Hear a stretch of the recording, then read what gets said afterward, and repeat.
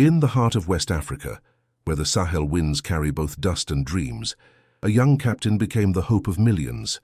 This is a story about courage, sacrifice, and the unwavering spirit of a nation determined to reclaim its destiny. When darkness threatened to engulf Burkina Faso from all borders, one man stood tall against the shadows.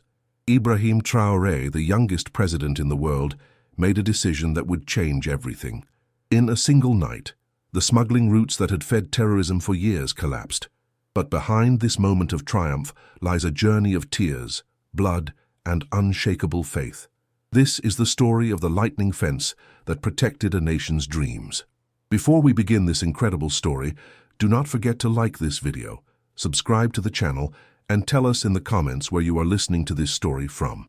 The Harmattan wind swept across Ouagadougou like a whispered warning, carrying sand from the distant Sahara and depositing it on the windows of the presidential palace. Captain Ibrahim Traoré stood alone in his office, his reflection barely visible in the dust-covered glass. The red beret that had become his symbol sat on his desk, a constant reminder of the weight he carried on his shoulders. At 36 years old, he was the youngest head of state in the world, but tonight he felt ancient. 3 days ago, 17 soldiers had been killed in an ambush near the Malian border. Their convoy had been transporting medical supplies to a village that had not seen a doctor in 7 months. The terrorists knew exactly when and where to strike. Someone had talked. Someone always talked. The smuggling networks that crisscrossed Burkina Faso's borders were more than just criminal enterprises. They were arteries that fed the jihadist insurgency, pumping weapons, explosives, and fighters into the heart of his nation. Traoré picked up a folder from his desk. Inside were satellite images, intelligence reports, and a proposal that had been dismissed by every military advisor he had consulted. They called it impractical, too expensive, impossible to implement. But Ibrahim had grown up in Kera, a small town in western Burkina Faso, where impossible was simply a word that meant not yet. His father had been a farmer who could coax life from the most stubborn soil. His mother had raised 8 children on nothing but determination and faith. They had taught him that the greatest victories came from the battles everyone else refused to fight. He opened the folder and spread the documents across his desk. The proposal detailed an integrated electronic border surveillance system, combining motion sensors, thermal imaging, and what his engineers had called a defensive perimeter network. The cost was staggering. The logistics were nightmarish. But every time he closed his eyes, he saw the faces of those 17 soldiers. He saw the villages emptied by terror, the children who had never known a day without fear, the mothers who buried their sons in unmarked graves. His phone buzzed. A message from General Ouedraogo, his most trusted military advisor. The general wanted to meet urgently. Traoré glanced at the clock. It was nearly midnight, but sleep had become a stranger to him. He typed a simple response and reached for his beret. 20 minutes later, he sat across from Ouedraogo in a secure room beneath the palace. The general was a mountain of a man, 52 years old, with scars that told stories no one wanted to hear. He had served 3 presidents before Traoré and had survived 2 coups. When he spoke, men listened. General Ouedraogo placed a worn photograph on the table between them. It showed a young woman cradling a baby, both smiling at the camera.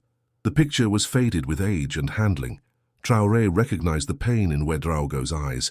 He had seen it in his own mirror too many times. The general explained that the woman had been his daughter. The baby had been his grandson. 4 years ago, their village had been attacked by militants who came across the border from Mali. The general had been in Ouagadougou at the time, too far away to help, too late to save them. Every day since, he had lived with the weight of that failure. That was why he had changed his mind about the proposal. Traoré felt something shift in his chest, hope, perhaps, or the beginning of it. He asked the general what had changed his assessment of the situation. Ouedraogo reached into his briefcase and produced a second folder, thicker than the first. He had been working on this for months, he admitted, in secret, because he had not wanted to give the captain false hope until he was certain. But now, he was certain. The general had found a way to make the impossible possible. The plan was elegant in its simplicity. Instead of trying to secure all 5,000 kilometers of Burkina Faso's borders simultaneously, they would focus on the critical smuggling corridors. Intelligence had identified 12 primary routes that carried 80% of the illegal traffic. These routes were like rivers of darkness, flowing through specific valleys, mountain passes, and desert crossings that geography made inevitable.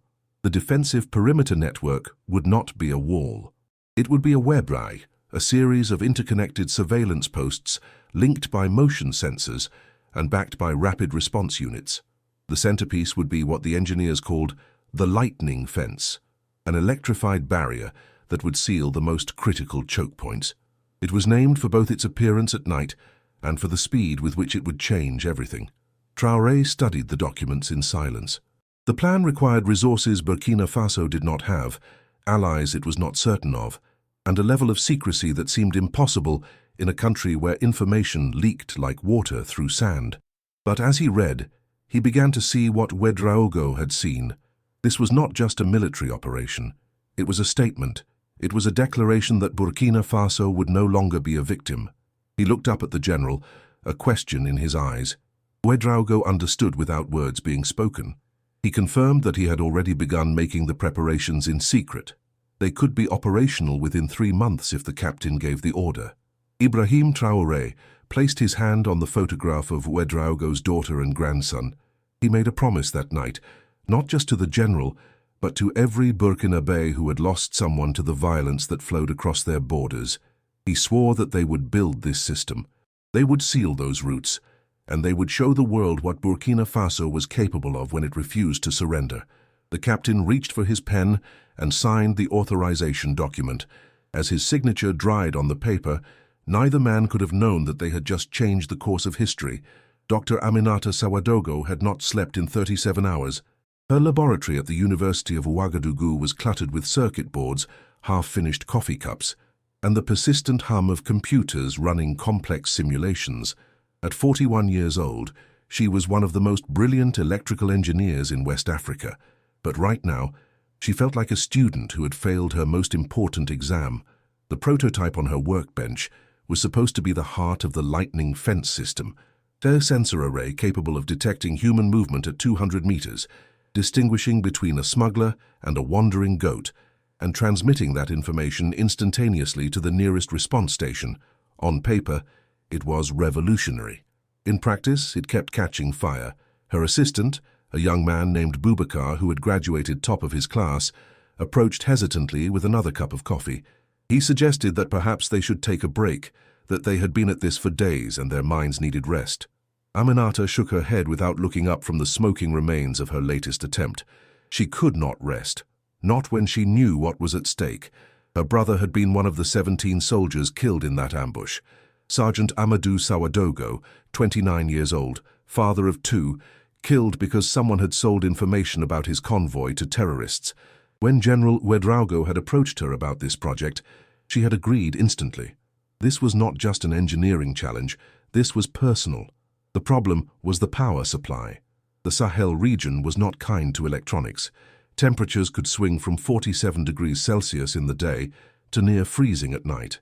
Dust infiltrated everything, and there was no reliable electrical grid in most of the border regions.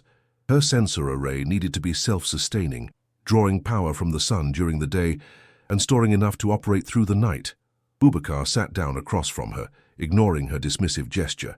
He had grown bold enough to challenge her in recent months, which she secretly appreciated, even as she pretended to be annoyed. He pointed out that perhaps they were approaching the problem from the wrong angle. They had been trying to make the sensors more efficient, but what if they changed the power source instead? Aminata looked at him, her exhaustion momentarily forgotten. She asked what he meant by that suggestion. The young assistant pulled out his tablet and showed her a design he had been working on in secret. It was a hybrid power system that combined solar cells with a small kinetic generator powered by the wind, the harmattan.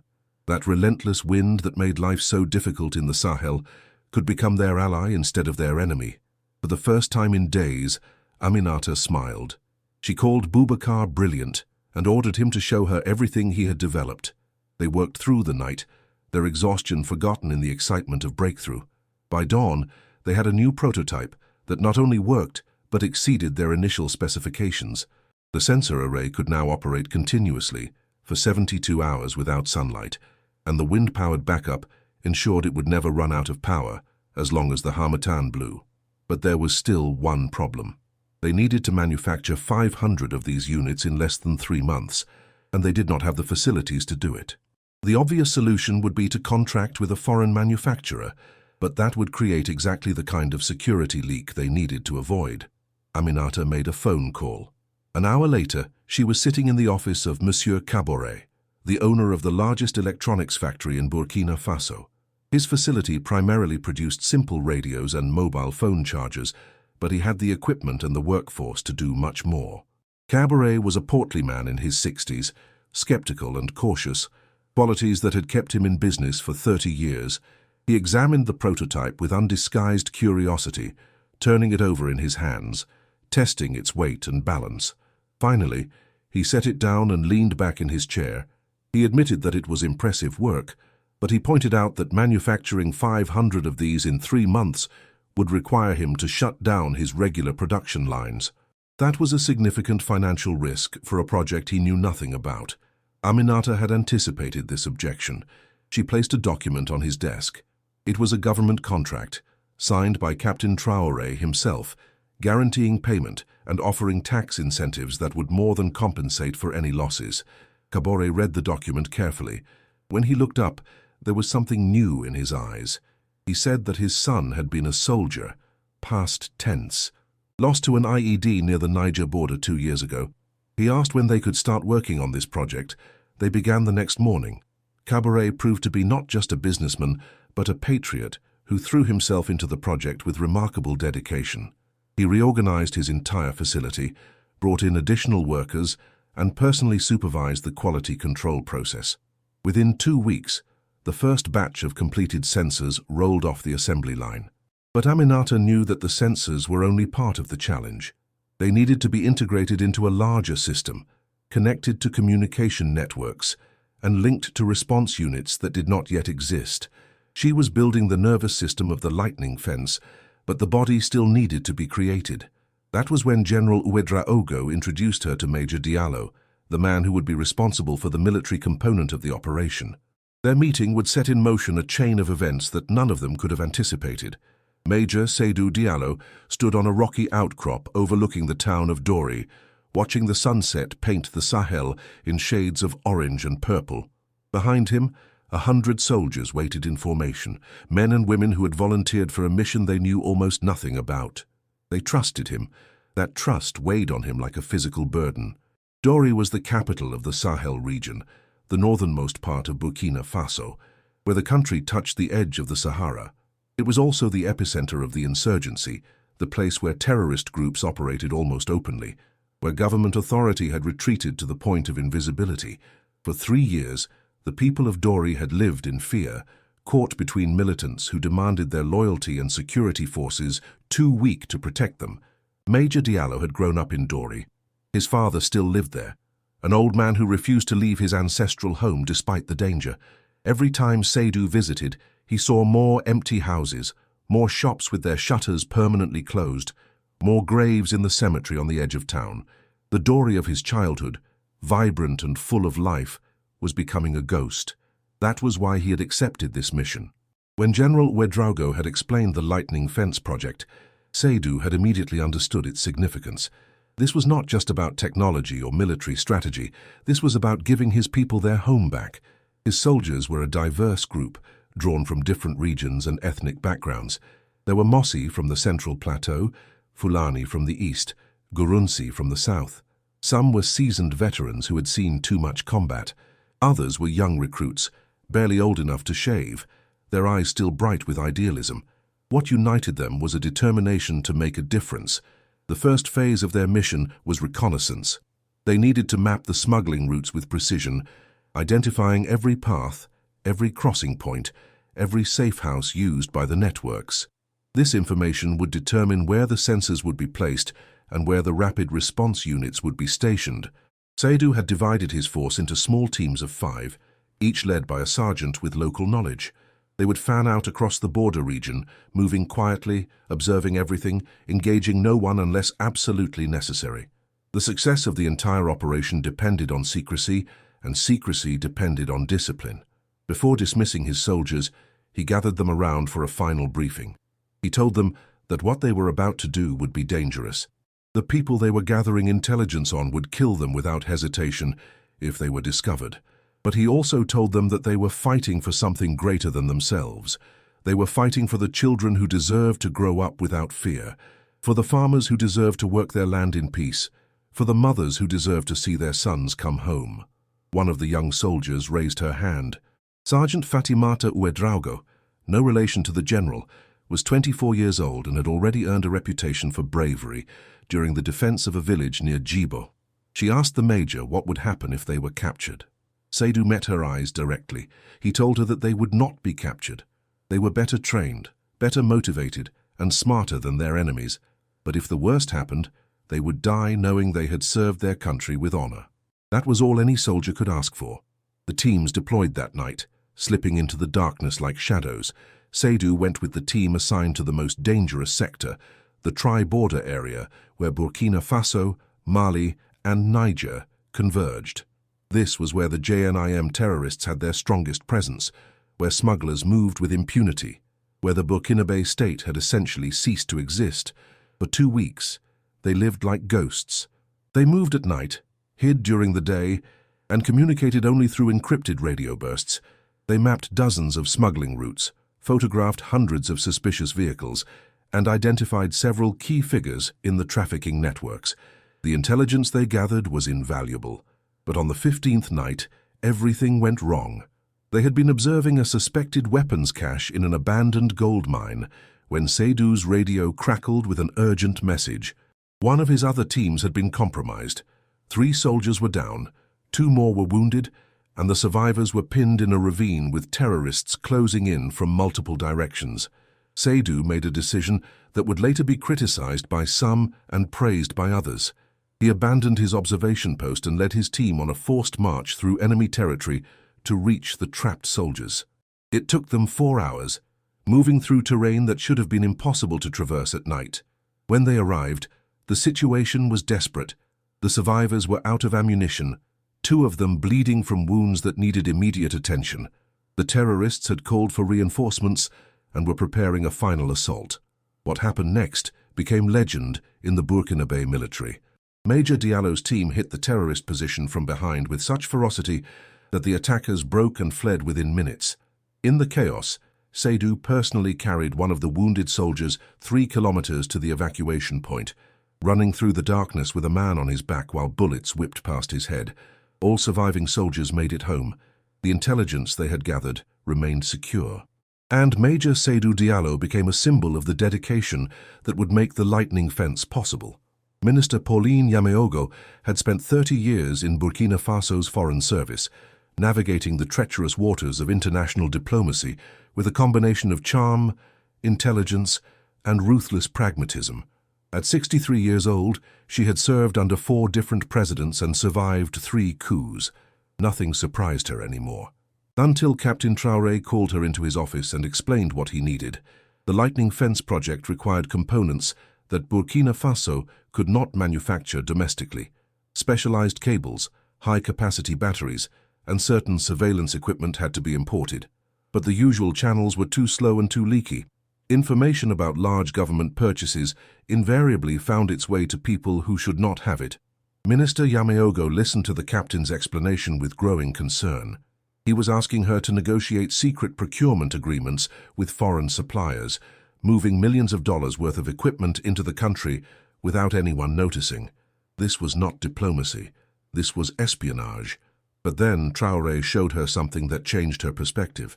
He handed her a folder containing intercepted communications between smuggling networks and certain officials in neighboring countries. These communications revealed that some of the weapons flowing into Burkina Faso were coming through supposedly friendly governments, officials who publicly condemned terrorism while privately profiting from it. Minister Yameogo had suspected this for years, but seeing the evidence in black and white filled her with a cold anger. She asked the captain what he needed her to do specifically. The plan was elegant in its audacity. They would use the existing corruption networks against themselves. Minister Yameogo would approach the usual arms dealers and intermediaries, letting them believe she was looking to make personal profit from government contracts. She would negotiate for standard military equipment, things like trucks and uniforms, through the normal channels, creating a paper trail that would satisfy anyone watching. Meanwhile, the real procurement would happen through entirely different channels. Trusted contacts in countries that genuinely supported Burkina Faso would arrange for the critical components to be shipped disguised as humanitarian aid, industrial equipment, and agricultural supplies. By the time anyone realized what had happened, the lightning fence would already be operational. It was risky. If Minister Yameogo was caught, she would face not only criminal charges, but diplomatic disaster. The captain asked if she was willing to take that risk. She thought about her grandson, 5 years old, who lived in constant fear because of the violence that surrounded their country. She thought about the young soldiers dying on borders that leaked like sieves. She thought about all the years she had spent negotiating with people who smiled to her face while stabbing her country in the back. Minister Yameogo told the captain that she had been waiting her entire career for a mission like this one. The next 3 months were the most intense of her life. She traveled to 6 countries, met with dozens of contacts, and negotiated agreements worth hundreds of millions of CFA francs. She played her role perfectly, appearing to be nothing more than a corrupt official looking to line her pockets, while secretly arranging the most important procurement operation in Burkina Faso's history. There were close calls. In one country, she was certain her hotel room had been bugged, so she conducted all her real business during long walks in noisy markets. In another, a suspicious security official detained her for 6 hours of questioning. But her cover story held. Through it all, she maintained the composure that had defined her career. The breakthrough came when she made contact with an old friend who had risen to a senior position in an allied nation's intelligence service. This friend understood what Burkina Faso was trying to do and quietly offered assistance. Within weeks, a shipment of critical components was on its way, hidden in containers marked as farming equipment. When Minister Yameogo finally returned to Ouagadougou, she was exhausted but triumphant. She placed a folder on Captain Traoré's desk containing all the procurement receipts, shipping manifests, and delivery schedules. The lightning fence would have everything it needed. The captain thanked her, but she waved off his gratitude. She had not done this for thanks. She had done it because, for the first time in 30 years, she believed that Burkina Faso had a leader worth serving. That was payment enough. The construction of the lightning fence began on a moonless night in the Sahel region, far from any prying eyes. Colonel Traoré himself arrived at the first installation site, surprising the engineering crew who had not expected the president to be present. He explained that he needed to understand what they were building.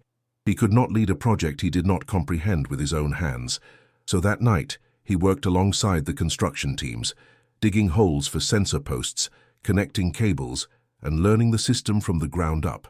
Dr. Aminata Sawadogo supervised the technical aspects, her original exhaustion long since replaced by an energetic determination. She had trained 50 technicians in the intricacies of the sensor arrays, and now she watched them bring her designs to life with a mixture of pride and anxiety. The work was harder than anyone had anticipated. The terrain was unforgiving, a combination of rocky outcrops, sandy valleys, and thorny scrubland that seemed designed to frustrate human effort. The workers faced temperatures that soared past 45 degrees during the day and plummeted at night. Insects swarmed. Water had to be trucked in from hundreds of kilometers away, but they persevered. Teams worked in shifts around the clock, installing sensors, running cables, and building the small solar-powered stations that would link everything together. Progress was measured in meters, then kilometers, then entire sectors brought online. The lightning fence was not a continuous barrier. It could not be, given the vast distances involved. Instead, it was a network of interlocking surveillance zones, each one anchored by sensor posts that could detect movement within their range. When something was detected, the information was instantly transmitted to a command center in Ouagadougou, where analysts would determine whether it was a threat. If it was, rapid response teams stationed along the border would be dispatched within minutes. The electrified barriers that gave the system its name were reserved for the narrowest choke points, the places where geography forced smugglers to pass through specific corridors. These barriers were truly impressive, capable of stopping a vehicle while emitting a crackling blue light that was visible for kilometers at night. The psychological effect was as important as the physical deterrent. By the end of the first month, the northern sector was 40% complete. By the second month, it was operational. The first test came when sensors detected a convoy of vehicles moving through a supposedly impassable valley at 3 in the morning. The response team, led by Major Diallo, intercepted the convoy 23 kilometers inside Burkina Faso's borders. They found 3 trucks loaded with weapons, ammunition, and explosives, enough to supply terrorist operations for months. The smugglers, 17 men in total, were captured without a single shot being fired. They had been so confident in their route's secrecy that they had not even posted lookouts. News of the successful interdiction spread quickly through the military, but Traoré ordered strict information control. The smuggling networks could not know what was happening. Every capture had to look like lucky intelligence, not evidence of a systematic surveillance system. The element of surprise was their most valuable weapon. But secrets had a way of leaking in Burkina Faso.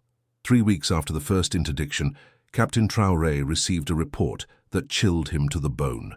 Someone within the project had been talking. The identity of the traitor was unknown, but the smuggling networks were starting to avoid the areas where the lightning fence was operational. They were adapting, and the project was not yet complete. The hunt for the traitor consumed the project for 3 agonizing weeks. Every worker, every soldier, every official with knowledge of the lightning fence became a suspect. Trust, already a precious commodity, became almost impossible. Captain Traoré assigned his most trusted investigator to the case.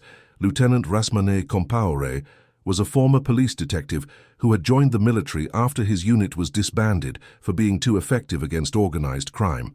He had a reputation for finding truths that people wanted to stay buried. Compaoré began by creating a map of information flow. Who knew what, and when did they know it? The lightning fence project involved hundreds of people, but only a small inner circle knew the full scope and timeline. The leak had to come from this group, or from someone who had access to their communications. He interviewed everyone, from generals to laborers, asking seemingly innocent questions while watching for tells that only a trained observer would notice.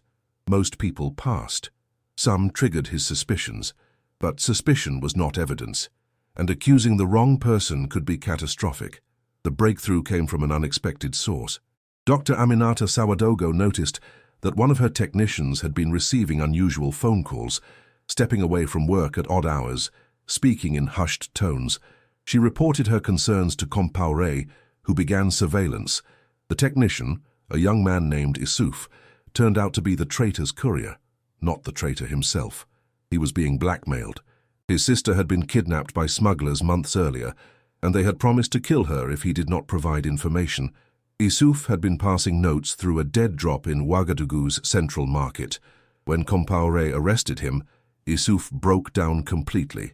He begged for forgiveness, explained that he had no choice, that his sister was all the family he had left. He did not know who was receiving the information, only that he was supposed to leave packages at specific locations and walk away without looking back. Compaoré faced a terrible choice. He could arrest Issouf and cut off the information flow, but that would alert the traitor and likely condemn Issouf's sister to death. Or he could use Issouf to feed false information, trying to identify the real traitor while keeping the sister alive.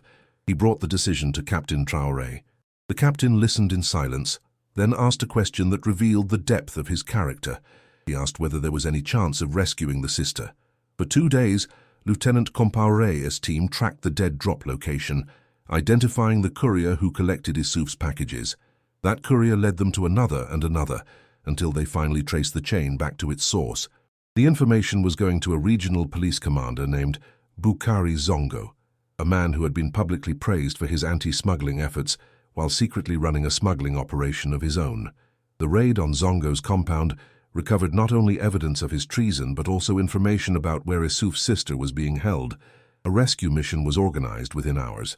Major Diallo's rapid response team crossed into hostile territory and extracted the girl from a camp where she had been held for 11 months. She was malnourished, traumatized, but alive. Issouf's sister was reunited with her brother in a scene that moved hardened soldiers to tears.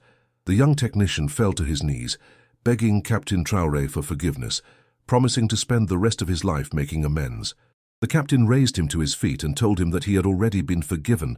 Family loyalty was not a crime. The crime belonged to those who had exploited it. Commander Zongo faced military tribunal.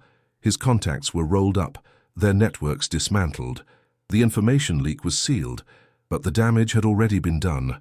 The smuggling organizations knew something was happening on the border, even if they did not know exactly what. The race to complete the lightning fence before they could fully adapt had become more urgent than ever. If you are enjoying this story, consider subscribing to the channel so we can continue bringing more and more content to you. The day of activation arrived faster than anyone expected. 2 months and 3 weeks after construction began, the lightning fence was complete. 500 sensor posts, 12 electrified barriers, and a command center that looked like something from a science fiction film were all connected and operational. Captain Traoré had chosen to activate the system at midnight, when smuggling activity was at its peak. He wanted the impact to be immediate and undeniable. He wanted the world to wake up to a new reality.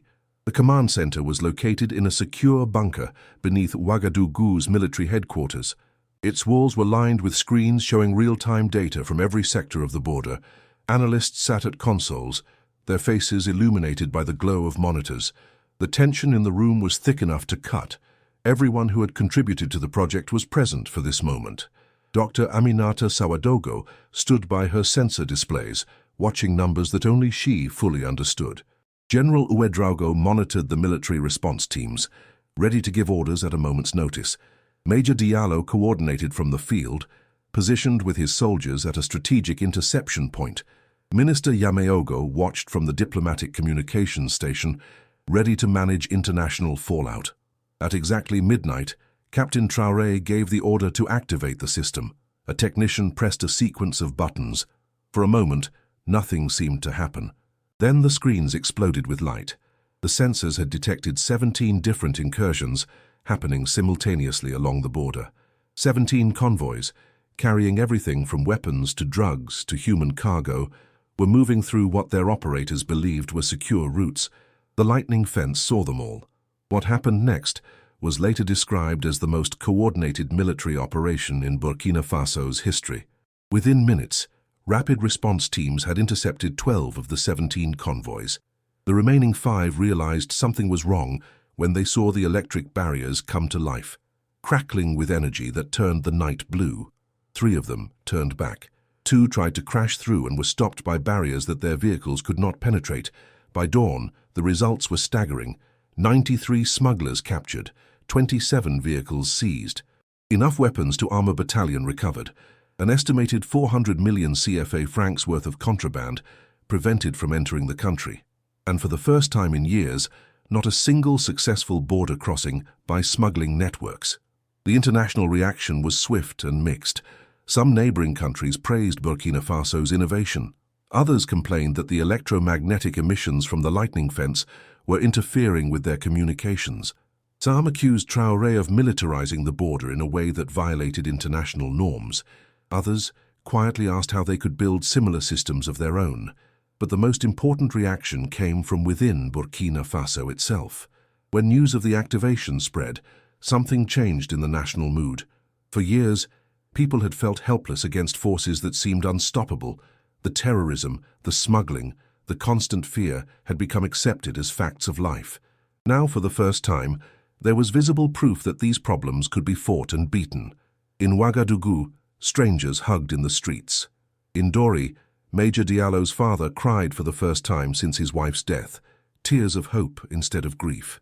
In villages along the border, people emerged from their homes to stare at the glowing barriers that promised them safety.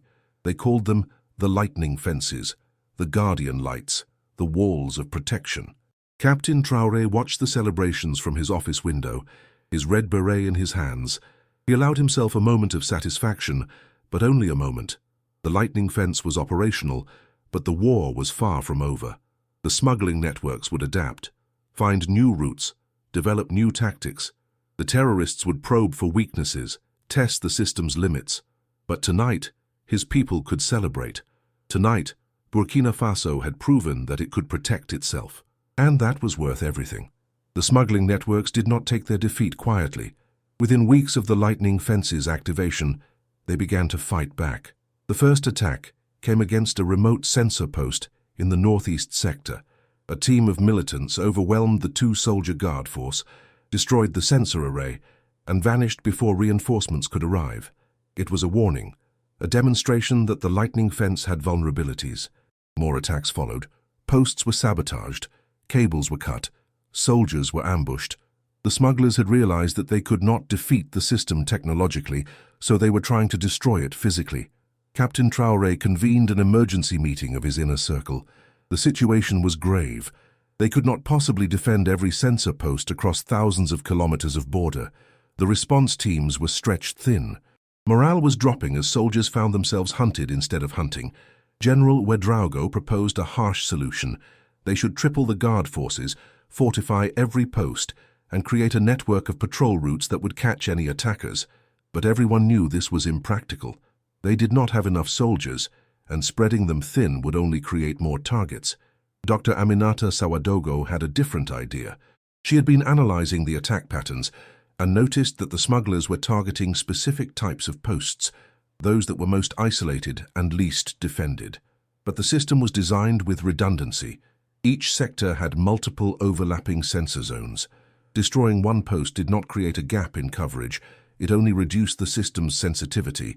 What if they used this to their advantage? What if they deliberately weakened certain posts, making them appear vulnerable, while actually positioning ambush teams nearby? The attackers would think they were exploiting a weakness when they were actually walking into a trap. It was a classic guerrilla tactic, turned against guerrillas. Captain Traoré approved the plan immediately. The first successful ambush came 3 nights later. A team of saboteurs approaching what they believed was an unguarded post found themselves surrounded by Major Diallo's soldiers. This time, there was resistance. A brief firefight erupted, leaving 4 attackers dead and 6 captured. Among the captured was a local commander for JNIM, a man who had been responsible for multiple terrorist attacks in the region. The interrogation of this commander revealed the scope of what they were facing. The smuggling networks had formed an alliance with the terrorist organizations, pooling their resources to destroy the lightning fence. They had access to funding from international sources, weapons from multiple countries, and fighters who were willing to die for their cause. They were planning a massive, coordinated attack that would overwhelm the system completely. The information was chilling, but it was also actionable. Now they knew what was coming. They could prepare. Captain Traoré made a decision that would later be studied in military academies around the world. Instead of trying to defend against the coming attack, he would preempt it. Instead of waiting for the enemy to strike, he would strike first. Operation Soaring, named after a hero from Mossi folklore, was launched 2 weeks later. It combined military action with intelligence operations, diplomatic pressure, and economic warfare. Terrorist training camps were raided. Smuggling financiers had their assets frozen. International pressure was brought to bear on countries that had been providing safe haven. The operation was not without cost. 23 Burkina Faso soldiers died in the fighting. Many more were wounded. But when it was over, the alliance between smugglers and terrorists had been shattered. The planned attack on the lightning fence never materialized. The networks that had threatened to overwhelm the system were broken beyond repair. In the aftermath, Captain Traoré visited every family that had lost a soldier. He sat with parents, spouses, and children, sharing their grief and honoring their sacrifice. He did not offer empty platitudes or political speeches. He simply listened, held hands, and promised that their loved ones had not died in vain. The lightning fence had been operational for 6 months when Captain Traoré received an unusual request. A school teacher from a village near the Malian border had written, asking if she could bring her students to see the system in person. She wanted them to understand that their country was capable of great things. The security team initially rejected the request. Bringing civilians, especially children, to military installations was against protocol. But something about the letter touched Traoré. He overruled his advisors and personally arranged the visit. The teacher's name was Madame Kabore, and she had been teaching in border villages for 37 years. Her school had been closed 3 times due to terrorist threats. She had lost students to violence, to displacement, to the despair that made young people easy targets for extremist recruitment. She kept teaching because she believed that education was the only lasting weapon against darkness. Her students arrived at the command center in a bus that had seen better days, 32 children between the ages of 8 and 14, their eyes wide with wonder at the technology surrounding them. Dr. Aminata Sawadogo gave them a tour, explaining in simple terms how the sensors worked, how the information was processed, how the system protected their country. One boy, perhaps 10 years old, raised his hand and asked a question that silenced the room. He wanted to know why they had to build fences at all. Why could people not just be good to each other? It was the kind of question that adults often forgot to ask, because they had accepted that cruelty was inevitable. Dr. Sawadogo knelt down to meet the boy's eyes. She told him that he was absolutely right to ask that question. In a perfect world, they would not need fences or soldiers or any of this, but the world was not perfect yet. And until it was their job to protect people like him, to keep him safe so that he could grow up and maybe find a way to make that perfect world a reality. The boy considered this seriously, then nodded and asked if he could help protect people too when he grew up. Dr. Sawadogo smiled and told him that he could absolutely help. He could study hard, learn everything he could, and use his knowledge to solve problems that seemed impossible. That was how the lightning fence had been built, by people who refused to accept that problems could not be solved. The visit lasted 3 hours, but its impact would last much longer. The children returned to their village transformed. They talked about what they had seen, drew pictures of the technology, made up games where they pretended to be the soldiers who protected the border. Their enthusiasm spread to their parents, to their neighbors, to the entire community. Madame Traoré sent regular updates to Captain Traoré, describing how her students had changed since the visit. Attendance was up. Discipline problems were down. Children who had seemed destined to drop out were now talking about becoming engineers, scientists, soldiers. Hope had returned to a place that had almost forgotten what hope felt like. This was, perhaps, the lightning fence's most important victory. Not the smugglers captured, not the weapons seized, not the routes closed, but the hope restored to children who had been born into a world of fear. That was worth more than any military triumph. Success brought new challenges. As the lightning fence proved its effectiveness, pressure mounted on Captain Traoré to expand the system, to deploy it along every border, to make Burkina Faso an impenetrable fortress. International observers praised the innovation while raising concerns about its implications. Some worried that other countries would follow suit, leading to a new era of technological barriers across Africa. But beneath these external pressures, Traoré faced an internal struggle that he shared with no one. Late at night, when the palace was quiet, he often sat alone in his office, staring at the photograph of Thomas Sankara that hung on his wall. Sankara had been his inspiration since childhood, the revolutionary who had transformed Upper Volta into Burkina Faso, who had fought corruption and championed self-reliance, who had been murdered at 38 years old by those who found his ideals threatening. Traoré wondered if he was living up to Sankara's legacy or betraying it. The lightning fence was effective, but it was also a symbol of militarization, of a government that relied on technology and force rather than political solutions. Was he building a safer Burkina Faso, or was he creating the infrastructure for oppression that some future leader might misuse? These doubts kept him awake. They made him question every decision, second-guess every success. The weight of leadership, always heavy, became almost unbearable. It was General Ouedraogo who finally noticed the change. The captain had become withdrawn, hesitant, not the confident leader who had inspired them all. Ouedraogo requested a private meeting and spoke frankly. He told the captain that he knew what was troubling him. Every good leader faced these doubts. Every powerful tool could be misused, but the answer was not to stop using tools. The answer was to build systems that prevented misuse, to create institutions that would outlast any individual leader, to trust the people of Burkina Faso to hold their government accountable. The lightning fence was not just a military system, the general continued. It was a statement that Burkina Faso could develop its own solutions to its own problems. It was a demonstration that African nations did not need to depend on foreign powers for their security. It was a source of pride that could unite a country that had been divided by fear for too long. The captain listened in silence. Then he asked the general a question he had never asked anyone before. He asked how Ouedraogo managed to carry on after losing his daughter and grandson. The general's face softened. He admitted that he carried them with him every day. Every decision he made, every mission he approved, was dedicated to their memory. But he had learned that grief could be transformed into purpose, that loss could become motivation, that love for those we had lost could fuel our efforts to protect those who remained. Captain Traoré thought about this for a long time after the general left. He thought about his own family, his parents in Kera, his brothers and sisters scattered across the country. He thought about the children who had visited the command center, their bright eyes and impossible questions. He thought about the soldiers who had died under his command, trusting that their sacrifice would mean something. By morning, his doubts had not disappeared. They never would, but he had found a way to carry them alongside his determination. The lightning fence would remain. It would be improved, refined, made more effective. And alongside it, he would build the political and social institutions that Burkina Faso needed to ensure that technology served the people rather than controlling them.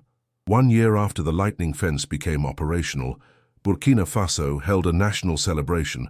The statistics were remarkable. Smuggling across protected borders had decreased by 87%. Terrorist attacks in border regions had dropped by 63%.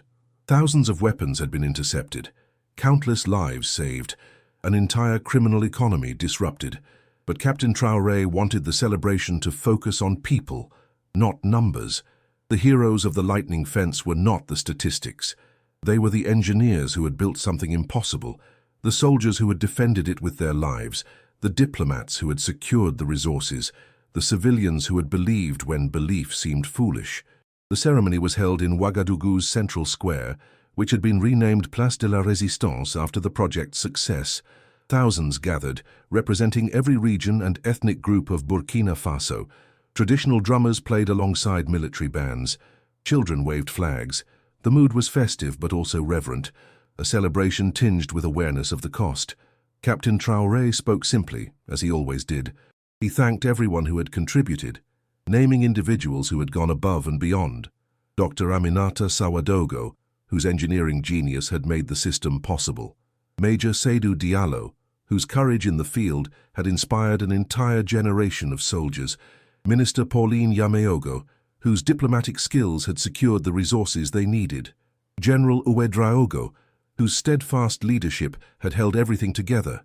He also honored those who could not be present, the 23 soldiers who had died during Operation Soaring.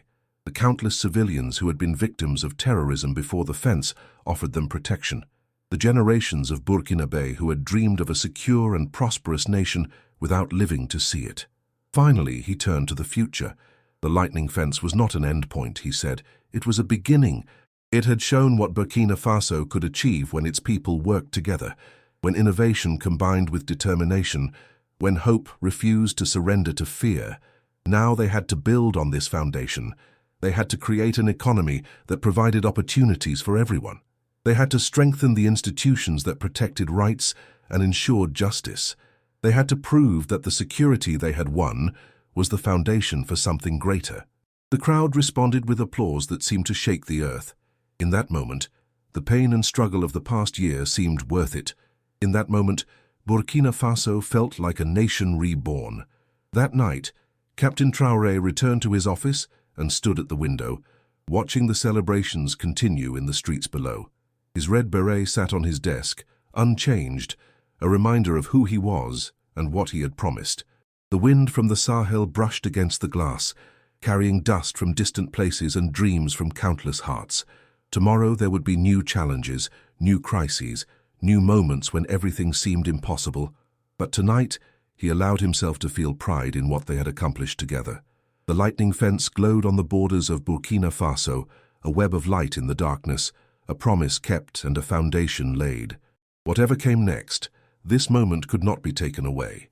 3 days after the anniversary celebration, Captain Ibrahim Traoré made an unannounced visit to the northern border. He traveled with a small security detail, refusing the convoy of vehicles that protocol demanded. He wanted to see the lightning fence, not as a president but as a citizen of Burkina Faso. They arrived at Sensor Post 127 just before dawn. The 2 soldiers on duty were startled to see their commander-in-chief emerging from a dusty vehicle. still wearing the simple military uniform he preferred over formal attire. They snapped to attention, but Traoré waved them to ease. He asked if he could wait with them for the sunrise. They agreed, unsure what to make of this unusual request. The three men stood together on a rocky outcrop overlooking the border region. To the north, the terrain stretched toward Mali, a landscape of browns and greys that seemed to merge with the sky. To the south, the first hints of green marked the beginning of Burkina Faso's more fertile regions. The sensor array behind them hummed quietly, its lights blinking in a rhythm that had become familiar to everyone who worked with the system. One of the soldiers, a young man barely out of training, asked the captain why he had come all this way. Traoré considered the question before answering. He said that he needed to remember why they had built this. When he sat in meeting rooms in Ouagadougou, it was easy to get lost in politics and bureaucracy, but out here, where the reality of the border was visible and tangible, the purpose became clear again. They were protecting people. That was all that mattered. The sky began to lighten, first grey, then pink, then gold. The sun emerged over the horizon like a promise, its rays catching the sensor posts and making them gleam. For a moment, the entire lightning fence seemed to come alive with light, a network of golden threads stretching across the landscape. The older soldier spoke for the first time. He had been quiet throughout the visit, watching his commander-in-chief with curious eyes. Now he said that his father had been killed by smugglers when he was 12 years old. His father had been a truck driver who had refused to transport weapons for a trafficking network. They had made an example of him. For 20 years, the soldier continued. He had carried that anger, that desire for revenge. When he joined the military, he had hoped to find the men who killed his father and make them pay. But working on the lightning fence had changed something in him. He no longer felt the need for revenge. He felt instead a sense of purpose. Every convoy they stopped, every weapon they intercepted, was a victory for his father's memory. Every family they protected from loss was a debt repaid. Captain Traoré placed his hand on the soldier's shoulder. He thanked him for sharing that story and for his service. The sun rose higher, bathing the border region in warm light. The harmattan wind had died down overnight, leaving the air unusually still and clear. It was the kind of morning that made everything seem possible. Traoré turned to face south, toward Ouagadougou, toward the heart of the nation he led. The challenges that waited for him there were immense. The lightning fence had bought them time, but time was all it was. The real work of building a peaceful, prosperous Burkina Faso still lay ahead. But standing there at dawn, with two soldiers who embodied everything good about their country, he felt ready for that work. The lightning fence had proven that Burkina Faso could protect itself. Now they would prove that it could flourish. He stayed at the sensor post until the sun was fully risen, then drove back toward the capital. Along the way, he passed villages that had been terrorized for years, now showing signs of revival. Markets were reopening. Farmers were returning to their fields. Children were walking to school without armed escorts. The lightning fence glowed behind him, invisible in the daylight but ever present, a web of protection that his people had built with their own hands. Whatever the future held, this moment would remain.